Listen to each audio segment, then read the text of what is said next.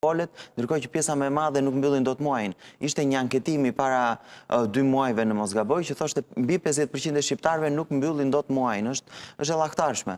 41% thotë Eurostati, janë 40% e shqiptarëve janë në kushtet e përjashtimit social, që do të thotë ata përballojnë vetëm produktet më bazike për të mbjetuar, se nuk është as jetesë. Ndërkohë, çmimet në Shqipëri janë më të larta, sërish Eurostati e thoshte para pak ditësh, çmimet në Shqipëri janë më të larta se mesatarja e Bashkimit Evropian, me rrogat më të ulta. Qytetari shqiptar është prekur te digniteti këtu dhe ndaj është sot në shesh, sepse cënimet e vazhdueshme të dignitetit e kanë një kufi drejtitari. Dhe ky popull që është ngritur gjithmonë gjatë gjithë historisë së vet dhe i ka dalë zot këtij vendi, sërish ka zgjedhur që të dalë zot këtij vendi dhe të jetë aty në shesh. Dhe po e mbyll me këtë që mos ta zjas. Në Shqipëri ka ndodhur një gjë shumë e rëndë, që unë i kam vënë emrin shoqërie të Reqes, ndoshta ekziston si term, nuk e di, po unë këtë kam menduar që është e shfaqur në 2 forma. Me largimin nga ky vend, me këta mbi 1 milion shqiptarë që janë larguar, por dhe të rreqen nga jeta publike, strukjen në hapësirat private. Qytetari shqiptar është detyruar që të braktisi hapësirën publike dhe të shkojë drejt privates me shpresën që nëse unë nuk flas, nëse nuk angazhohem, nëse nuk mbroj të drejtat e mia, nuk do më ngacmoj njeri për sa kohë që unë e bëj këtë. Po ndërkohë që qytetari shqiptar largohej nga hapësira publike, ajo zaptohej. Zaptohej nga kryeministri, nga oligarkët e tij, nga të gjithë me radhë. Dhe sa më shumë zgjeroheshin ata, aq më shumë zvogëloi hapësira e qytetarit. Dhe ndaj qytetari ishte i trysnuar, ishte në trysninë e një propagande të madhe, ishte në trysni psikologjike, shpeshherë edhe në trysni fizike. Më në fund e ka gjetur kurajon, ka thënë mjaft është mjaft dhe është sot në shesh, jo se e ka nxjerr dikush tjetër, po se ka dalë vet për dinjitetin e vet, në mënyrë që të gjithë të mund të ndërtojmë Shqipërinë së bashku në këtë vend, të ndërtojmë një kontratë me njëri tjetrin, një beslidhje me njëri tjetrin, në mënyrë që të jetojmë në shtëpinë tonë këtu në Shqipëri, ta bëjmë Shqipërinë shtëpinë tonë sërish. Pika e dytë, krijimi i një qeverie teknike tranzitore jo partijake me mandat të 12 mujor. Në fakt, kjo ka qenë edhe një kërkesë e Partisë Demokratike për gjatë protestave që ajo ka zhvilluar në javët dhe muajt e mëparshëm, se tani ju jeni larguar edhe nga sheshi, nuk po pretestoni më. Apo sheshin ja keni lënë qytetarë. Demokratët janë në shesh si qytetarë të lirit të këtij vendi, siç kanë qenë për 13 Ajo vite është protesta partijake, unë po flas për protestën partijake të Partisë Demokratike.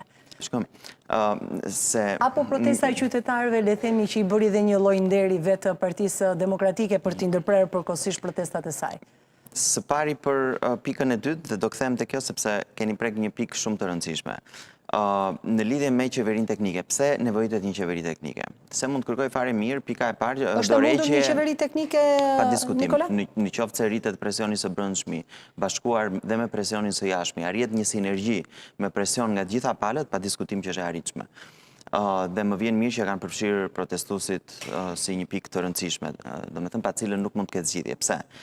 Raporti OSBE Odirit thoshte në Shqipëri është mjegulluar vija ndarse mes partisë në pushtet dhe shtetit. Janë përdorur masivisht burimet shtetërore, administrata, ka qenë një trysni shumë të madhe, nuk lejoheshin njerëzit të shkonin në mitingjet e partive opozitare, trysnoheshin të shkonin në mitingjet e Partisë Socialiste.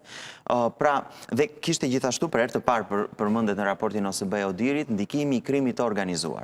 Ka qenë një nga raportet më të forta që OSBE ka pasur Eurodeputeti Michael Galler, që ishte në krye të misionit vëzhgues nga Parlamenti Evropian së bashku me OSBE Odirin, kur është kthyer në Strasburg, ka thënë në Shqipëri krimi organizuar pengon rotacionin politik, që është një deklaratë shumë e fortë.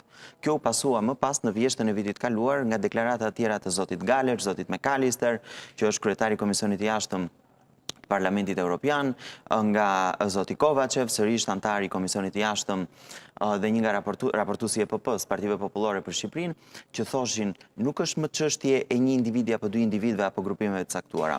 Korrupsioni dhe ndikimi i krimit të organizuar janë ngritur në nivel sistemik, pra është kthyer në sistem në Shqipëri kjo gjë. Dhe që të sërish raporti që kaloi në Parlamentin Evropian për Shqipërinë javën e kaluar thoshte sërish këtë gjë, që sipas raportit OSBE Odirit në Shqipëri është mjegulluar vija ndarse mes partisë dhe shtetit. Pra kemi një parti shtet. Nëse ke një parti shtet, nuk mund të kesh përballë disa parti të tjera dhe të pretendosh që ke një garë të drejtë mes palëve.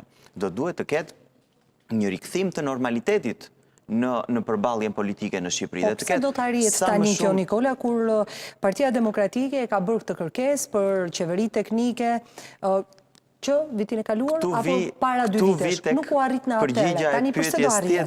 Do të arrin qytetarët? Një regjim i tillë, siç e klasifikon Videm, si një autokraci elektorale, nuk mund të përballet vetëm me një segment të shoqërisë. Për shumë kohë ka qenë vetëm Partia Demokratike në terren, në përballje institucionale, me protesta, gjithashtu në ndërgjegjësim me ndërkombëtarët e kështu me radhë. Por është e pamundur që një regjim i tillë të mundet vetëm nga një segment. Unë e kam thënë shpeshherë në shumë studio dhe në televizionin tuaj që nevojitet një bashkim i të gjithë elementeve që janë ende të lira të shoqërisë që t'i bëj ballë një regjimi të tillë. Nuk mund ta bëj vetëm një parti politike, as një grupim, as një organizat, as një segment. Nevojitet një bashkim i tillë. Dhe ky shesh ka bërë të mundur që dallimet që ne kemi me njëri tjetrin, që janë të shumta. Aty ka grupime nga më konservatorët e më progresistët, të gjitha feve, të gjitha krajinave, e tjerë me radhë, prejardhjeve, dhe ne kemi arritur që të i kalojmë të gjithë këto dallime me njëri tjetrin dhe të shkojmë atje në shesh. Pse?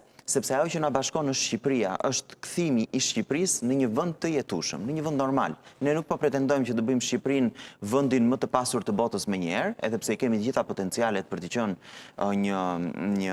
një Zvicër, po themi, në mes të Ballkanit, po ta bëjmë në fillim të jetueshëm. Këtu në Shqipëri mungon siguria juridike, mungon siguria fiskale, e arsimit, e shëndetësisë, që në fund të fundit janë të drejta themelore që një njeri duhet i ketë. I keni parë klasifikimet e PISA-s për arsimin? Shqipëria është nga rankimi në rankim duke kapur nivele minimale historike, dhe në qoftë se do të shkatrosh një komb, shkatroj arsimin aty, dhe kjo ka ndodhur në 10 vite. Gjë që është shumë e vështirë. Mund të rekuperosh në pjesë të ekonomisë apo në segmente tjera të jetës, po arsimi është do shumë kohë që do rikuperohet. Dhe një komb pra, po bashkë me qytetarët në shesh, është një binom më i mirë për të çuar Edi Ramën drejt dorëheqjes? Të gjithë faktorë, ne dalim si qytetarë të lirë aty. Të gjithë aty janë si qytetarë të lirë, duke lënë pas dallimet që kemi, dhe unë shpresoj që të gjithë qytetarët që janë aty t'i bëjnë ballë këtyre sirenave të përçarjes dhe të ngelen të fokusuar tek qëllimi. Ti, Nikola,